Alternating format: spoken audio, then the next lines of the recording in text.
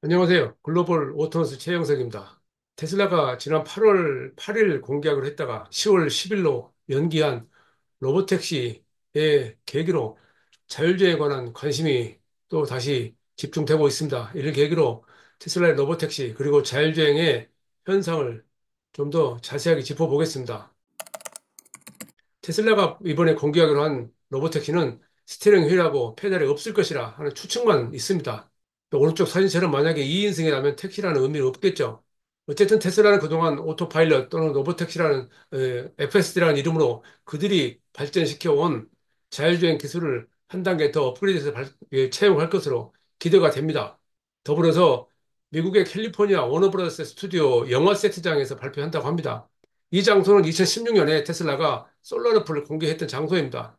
테슬라 솔라르프는 벌써 8년 지났는데 아직은 양산되지 않고 있습니다. 어쨌든 미국 내에서는 이와 관련해서도 앞으로 이 테슬라가 로보택시가 실질적인 뭔가 보여줄 것이라고 기대하고 있습니다. 즉 국내에서도 다양한 테슬라 관련 유튜버들이 아주 높은 기대감을 보이고 있는 것이 사실입니다. 로보택시를 잠깐 짚어보자면 전 세계 47개 자율주행 개발 회사가 있습니다. 그중에서 17개 회사가 로보택시를 운영 중입니다. 가장 앞서 있는 게 웨이모가 2천만 마일 주행을 돌파했고 아폴로고 중국의 아폴로4는 2,800만 마일 넘어섰습니다. 역시 중국의 포니 AI도 1,200만 마일 넘어섰습니다. 물론 문제점이 많죠. 중국에서만 해도 택시 업계와 충돌이 있고요. 또 안전운전 유무가 확인할 수 없고 또 그동안 이 발생한 사건 사고에 대한 정확한 기록도 없습니다. 미국은 그나마 자세한 사건 기록을 정부 당국에 보고해야 되기 때문에 우리가 확인할 수 있지만 중국은 아직도 그런 불가능한 상황입니다. 또 중국의 위라이드라고 하는 이 주로 이제 미니버스하고 택시를 중점으로 한 이 회사는 전 세계 26개 도시에서 600대 이상의 로보택시를 운영하고 있답니다. 중국은 정부 차원에서 자율주행차 상용화를 촉진하고 있는 상황이기 때문에 상당히 그 높은 기대를 걸고 있습니다. 어쨌든 로보택시를 이번에 발표하겠다고 한 테슬라는 오토파일럿이 1108만 킬로미터당 충돌사고 한 건밖에 없었다 하는 점을 내세우면서 그들의 기술력을 상당히 강조하고 있습니다. 그렇다면 우선 자율주행차 기술이 왜 등장했느냐라는 것부터 좀 짚어보겠습니다. 자율주행은 1939년에 GM이 미국에서 2060년이 되면 고속도로에서 스티어링을 잡지 않고 간다고 하는 그런 형태의 컨셉을 어, 제시했었는데 그게 이제 조금씩 실현되고 있는 것입니다. 배경에는 교통약자에 대한 이동성 제공이 우선이 되겠죠. 그리고 로보택시라든가 물류 이동 또는 라스트 마일 이런 상황에서 새로운 비즈니스 모델을 창출하면서 새로운 서비스로 등장한 겁니다. 더불어서 소프트웨어 정의 자동차가 완전히 구현되려면 완전 자율주행차가 있어야 가능하다는 것도 기술적인 배경이 됩니다. 그러니까 그 완전 자율주행차가 되지 않은 상황에서는 소프트웨어 정의 자동차가 어떤 기능을 제공하더라도 지금 우리가 스마트폰에서 이용하고 있는 기능 이상의 그 무엇을 할 것인가라는 의문이 제기되는 거죠. 자율주행 기술 발전은 근데 우선 오른쪽 위에 그리 보면 이게 미국의 SAE 자동차 엔지니어 협회에서 그 정의한 자율주행 기술 단계인데요. 그 1단계, 2단계, 3단계, 4단계, 5단계인데 저는 이렇게 표현합니다. 2단계에서는 손을 잡지 않고 지금 스티어링 휠을 잡지 않고 가는 것이 가능하죠. 1단계는 이제 우리가 가속 페달이나 브레이크를 밟지 않고 가는 것이 이미 오래됐고요. 지금은 손을 잡고 약 몇십 초 정도 갈 수 있는 상황까지 왔습니다. 그리고 레벨 3는 전방을 주시하지 않아도 되는 건데 여기서 레벨 3하고 레벨 4하고 굉장히 큰 차이가 있고 또 레벨 4는 아예 운전에 대해 생각하지 않는 건데 레벨 5하고 차이는 레벨 4에는 기존의 자동차 시스템, 스티어링 휠, 페달이 다 있는데 레벨 5는 아예 그런 것도 없는 상황으로 가는 겁니다. 지금은 레벨 3에서 레벨 4로 가고자 하는 여러 가지 시도가 있고 레벨 3에 대해서 볼보 같은 경우는 이것은 오히려 혼돈이 있기 때문에 아예 처음부터 레벨 4로 가는 게 맞다라고 말을 한 적도 있었습니다. 어쨌든 단계적으로 저는 1990년대 말에 미국의 델파이라고 하는 GM의 그때 당시에 부품 자회사였죠. 이 델파이가 한국에 화성에 있는 자동차 성능 시험 연구소에서 그들의 ACC를 시연을 했었습니다. 저도 그때 참석을 했었고 직접 스티어링을 잡고 체험을 했었습니다. 처음에는 과연 이 차가 브레이크를 밟지 않아도 전방에 장애물을 보고 멈출 것인가 하는 그런 미심적인 면이 있었는데 앞에 세우는 게 빡셌기 때문에 그냥 자신 있게 그냥 진행했었는데 섰습니다. 그게 실체에 등장했을 때 또 저는 또 그런 여러 가지 그 우려를 하면서 브레이크를 밟고 또 정지할 수밖에 없는 상황을 경험하면서 하나씩 익숙해져 갔던 기억이 나네요. 그리고 2010년대부터 처음으로 레벨 2가 이제 자동차에 적용되기 시작하는데 그 첫 번째가 역시 테슬라였습니다. 오토파일럿이 그때 시작했고요. 2017년에 라우디가 레벨 3를 적용했다 그러는데 그것은 한정된 속도, 한정된 기능이기 때문에 지금 개념으로 레벨 3라고 할 수 없습니다. 그리고 2018년에 웨이모가 제한된 무인 서비스를 시작했고 크루즈는 야간에 또 저녁에만 시행하는 그런 것이 상황이었죠. 그리고 2021년에 혼다도 레벨 3를 인정받았다고 했는데 사실 다른 것도 마찬가지로 레벨 3라고 단계가 그렇게 쉽지 않기 때문에 아직은 쉽지 않은 상황입니다. 그래서 2020년이 넘어서면서 하나 둘씩 자동차 회사들이 레벨 3를 채용했다는 표현을 쓰고 있는데 그럼에도 불구하고 전방을 보지 않고 운전하는 것은 아직은 없습니다. 그러니까 전방을 보지 않는다는 얘기는 이 사고가 났을 경우에 책임을 누가 지냐에 대한 차이입니다.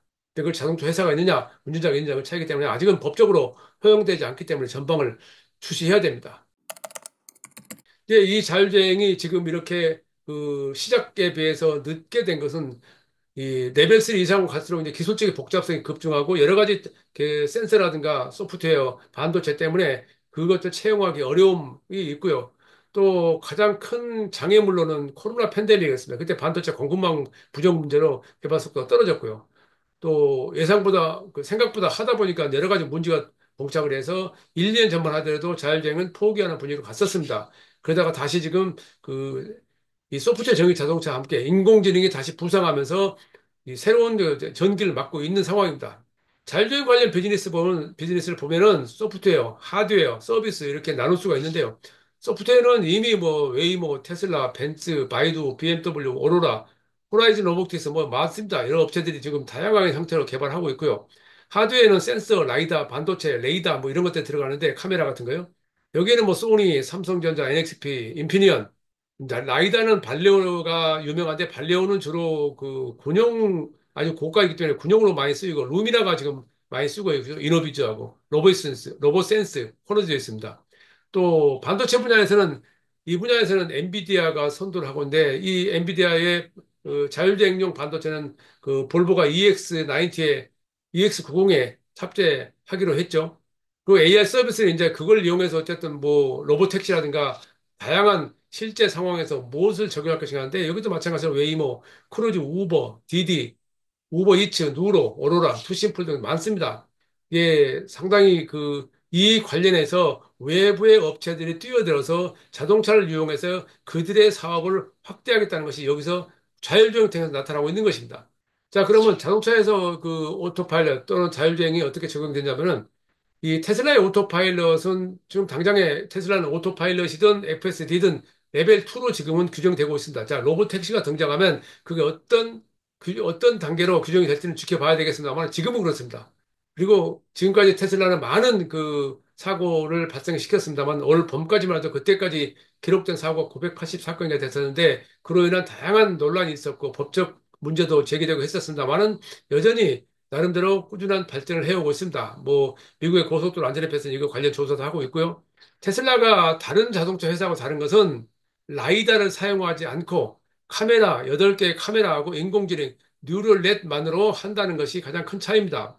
이와 관련해서 최근에 중국의 올 봄에 샤오펑도 테슬라 방식으로 전환하겠다 선언을 했습니다.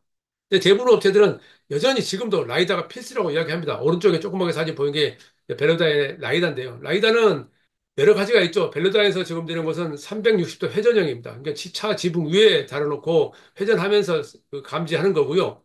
또 지금 우리 1차 많은 자동차에서 하나둘씩 채용되고 있는 고정형 라이다는 전방, 저 볼보 같은 경우는 저 윈드시트 맨 위쪽에 있고요. 또는 라디에이터 그릴 부분에 있는 것도 있고요. 차 아래쪽에 있는 것도 있고 여러 가지가 있습니다만은 가격이 좀 떨어져서 채용 빈도가 많이 늘어가는 상황이죠. 어쨌든 이것은 실제 나중에 그 시간이 지나서 어느 쪽이 옳았다라고 판단이 날지 아니면 두 개 다 옳았다고 할지는 아직 모릅니다. 다만 테슬라는 이것을 발전시켜 오면서 단계적으로 하나씩 계속해서 그들의 기술력을 지금 그러니까 FSD 12.5.3이 나왔나요?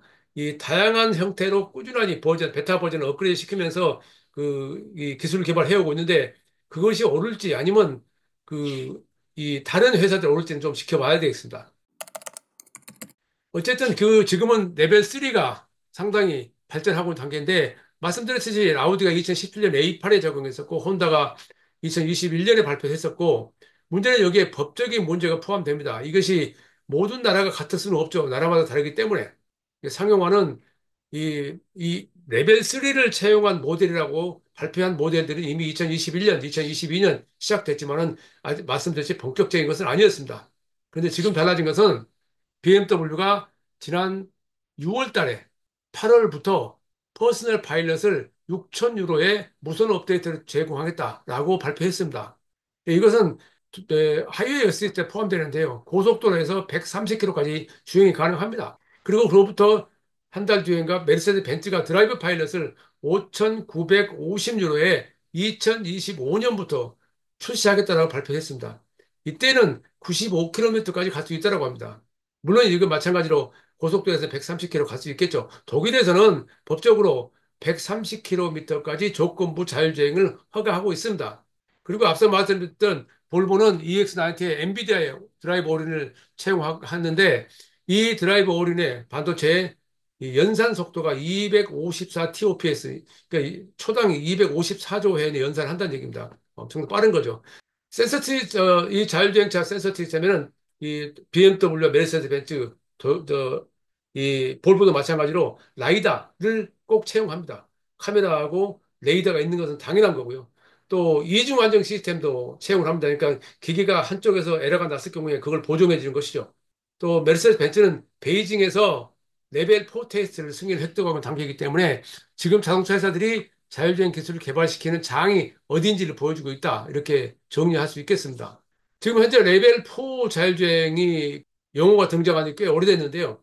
이 포드하고 GM은 2021년 시행하겠다 그러는데 뭐 당연히 안 됐고요. 네이버도 아직은 진행 중입니다. 얘는 나름대로 네이버도 자기 기술력 이용해서 상당히 그 발전했다라고 주장하고 있는 상황입니다. 또 크루즈는 또 사고 때문에 좀 중단됐다가 다시 테스트를 시작했는데 지금 등장한 레벨 4 관련 그 뉴스만으로 요약하자면 2017년에 BMW가 7 시리즈에 레벨 4를 채용해서 프로토타입을 당시 공개했었고 그 차를 실제 일반 도로에서 시험 주행을 하기도 했었죠. 그리고 올 3월 달에 웨이모가 미국 LA에서 레벨 4 호출 서비스를 개시했습니다. 그리고 메르세데스 벤츠가 베이징에서 아까 말씀드린 레벨 4 테스트 허가를 받았고 8월 달에요. 그 외에도 니오, 샤오펑, 바이두, 만트럭버스, 니오하고 르노하고 위라이드, 포니 AI, 도요타, 모셔널, 현대차 그 자율주행 합작회사죠. 보쉬, ZF, 폭스바겐 거의 모든 자동차 회사 완성 부품 회사들이 지금 이 관련 기술을 개발하고 있습니다. 좀 재밌는 뉴스가 지난 8월 달에 티르키의 카산이라는 버스 회사가 레벨 4 자율주행 버스를 스위스 아버지에 그 팔았다라고 했는데 이것이 그 다음에 업데이트된 뉴스가 없는 것이 조금은 아쉽습니다. 저는 그동안 꾸준히 자율주행차에 관해서 이야기할 때마다 로보택시라든가 셔틀버스, 그리고 고속도로 트럭, 대형 트럭, 그리고 중장비, 청소차, 이런 분야에서부터 사용이 시작될 것이라고 주장을 해왔었는데, 지금은 일단 크게 보면은 일부 대학이라든가 비즈니스 단지 등에서 우선 도입되고 있는 상황이고요. 또 로보택시를 운행하더라도 운행 구간이 거의 모든 도시가 한정돼 있죠. 샌프란시스코가 전 도시로 그 넓힌다는 뉴스가 나왔습니다만 아직은 실행되지 않고 있고요. 또 특히 이제 공항하고 도심 간의 자율주행 셔틀버스가 앞으로는 좀 늘어날 가능성이 있다라고 하는 그 전망이 또 나오고 있습니다. 또 그보다는 이제 항구라든가 광산 이런 데에서 상당히 많이 사용될 것으로 예상을 하고 있는데 특히 이 도로가 아닌 곳에 사용되는 중장비라든가 이 셔틀버스 또 청소차 같은 경우는 그 다른 것보다는 좀 더 빠른 속도로 진도가 나가지 않을까 생각을 합니다. 어쨌든 지금 상황에서 생각보다는 빠른 속도로 다시 속도를 내기 시작했습니다. 그래서 이제 이것은 또 제가 뭐 여러 컨설팅 회사들의 데이터를 이 종합한 건데요. 2030년경에 레벨 4나 레벨 5의 자율주행차가 전 세계에 약 20만 대 정도, 25만 대 정도 그 업체마다 다릅니다. 판매가 될 것이 예상하고 있고요. 2040년이 되면은 400만 대까지 늘어날 것이다. 이제 이게 그 전기차가 늘어난 속도보다 굉장히 늦긴 하지만은 상당히 그 발전을 해 갈 수 있다라는 전망을 하고 있습니다. 그 아시겠지만 지금 그 누구도 장기적 전망을 하지 않습니다. 특히 이제 주식시장에서 그런 얘기 많이 나왔는데 장기 전망을 하고 있지 않습니다만은 어쨌든 이 기술이 발전되고 있는 것은 분명합니다. 다만 제 생각은 그럼에도 불구하고 우리가 모든 자동차가 모두 완전 자율주행차로 가는 것은 많은 시간이 필요하든지 또는 불가능하다는 생각에 더 동의하는 편입니다. 그래서 일부 인공학자는 21세기 내에는 어렵다는 말도 하고 있습니다. 어쨌든 자율주행차가 테슬라가 로보택시를 발표하면서 또 다른 계기를 맞게 될지 그때 봐야 되겠습니다. 테슬라는 지금까지 새로운 기술에 대해서 굉장히 많이 주목을 끌게 이슈화했었는데 이슈화한 그 사건이 발표되고 나면 주가가 떨어졌습니다. 발표될 때까지는 올라갔다가요. 발표되고 나면 떨어졌는데 이번에는 어떤 상황일지 지켜봐야겠습니다. 최영석의 글로벌 인사이트 다음 시간에 뵙겠습니다. 감사합니다.